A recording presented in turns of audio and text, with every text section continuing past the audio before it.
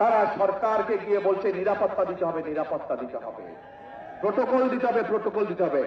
আজ এইখানে এই মঞ্চে দাঁড়িয়ে আমি সরকারকে অনুরোধ করব, এই অন্তর্বর্তীকালীন সরকারকে অনুরোধ করব, অন্তর্বর্তীকালীন সরকারের যারা প্রধান আছেন ডক্টর ইউনূস সহ সকলকে অনুরোধ করব, তাদেরকে যেই প্রোটোকল দিয়েছেন, আমাদেরকে যেই নিরাপত্তা দিয়েছেন, আমরা আপনাদের অনুরোধ জানাচ্ছি সরকারকে, বিএনপির পক্ষ থেকে, লাখো জনতার পক্ষ থেকে তাদের প্রোটোকল দরকারের 3 ডবল করে দেন,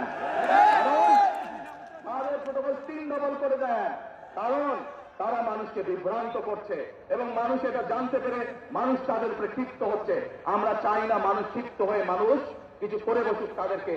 সেই জন্য সরকারের কাছে অনুরোধ থাকবে তাদের প্রোটোকল 3 গুণ বাড়িয়ে দেন, যা বিএনপিকে দেন 3 গুণ বাড়িয়ে দেন তাদের প্রোটোকল। প্রিয় ভাই বোনেরা,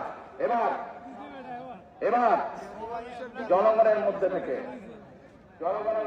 আমি একজন